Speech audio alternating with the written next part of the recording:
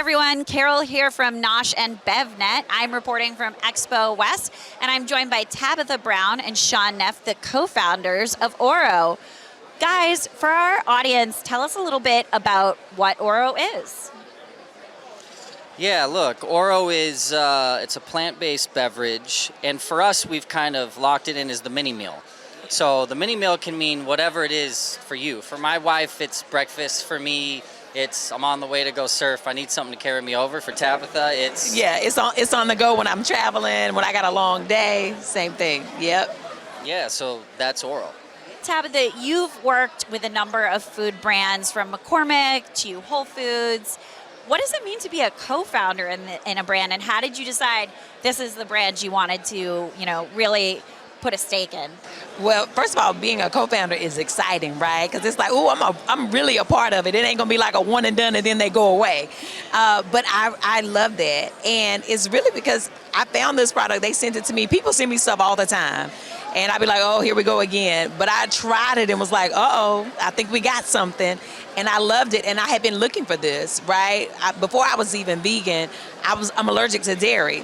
This was always something I was looking for, whether it was after the gym, whether I was on the go, or whatever the case may be. So I was like, this is something I can stand behind. So it has to fit me, and I have to really believe in it, and I do, so. And Shaun, you've worked with a lot of celebrities and influencers of brands.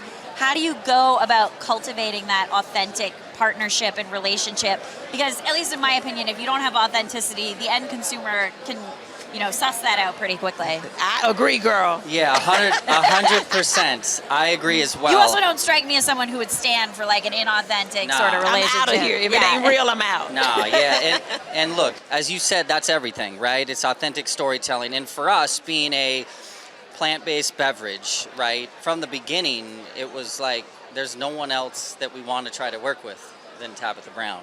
And not only is she just a beautiful human and she's real, and even just walking in here, we just had lunch, and this amazing younger girl serving us literally got teary-eyed and was telling a real story about Tabitha and what Tabitha meant to her when she was struggling with food and during a tough time. So, right, like, for me, Tabitha is just a unicorn of a human, and literally just coming from lunch, just the feeling I have being around her, right? So one, not only is she a vegan and she's perfect for this and she uses it with her family, but she's one of those rare humans that really wants to help people. So really that's what we're trying to do in Orro, right? We want to give you something good that you can enjoy in your day and help you get through life.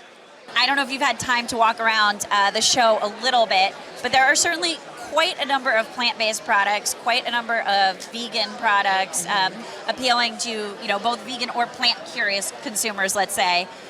What's your advice on speaking to that consumer and really standing out? Because like you just said, you get sent a ton of products that all want to reach that shopper. Yeah. My number one thing is I like to be able to read and understand the ingredients, right? If I can't pronounce it, I'm scared of it, right? I like to know what I'm putting in my body. It has to be functional. Like, it has to make sense. It has to be easy.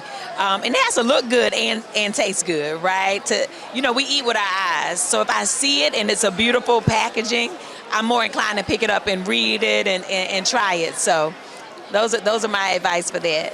I think one thing you do really well is make this idea very accessible and understandable to all consumers. And what I hear from a lot of brands is, this is a product for everyone, but sometimes what that actually translates to is this feeling of exclusivity.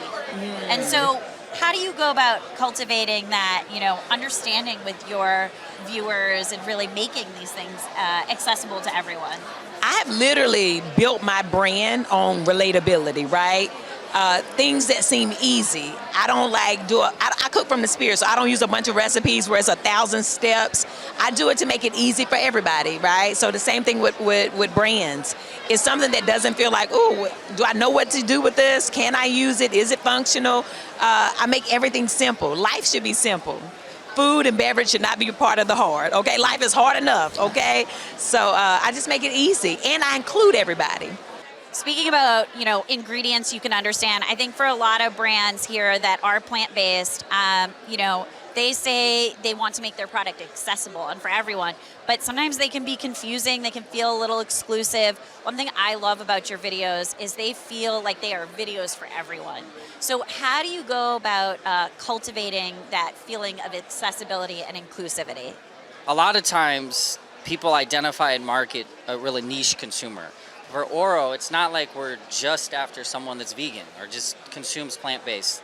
Like, we kind of have some internal thoughts. We're like, hey, the average American might grub McDonald's or fast food 3 or 4 times a week, which cool, but like if we can have them swap out one of those fast food meals, hit an Orro, feel a little bit better, put some healthier food in your body, that's kind of what we're at. So we're kind of marketing everyone, the mom, the dad, the young, the old. That's what we love about Orro. We feel that it's very important for people to eat healthy and follow Tabitha's lifestyle and really what she stands for. Well, guys, you have a big crowd of people waiting to chat with you. Thanks so much for talking to Nosh and BevNet today. For those of you tuning in from home or your offices, stay tuned for both sites for more content to come.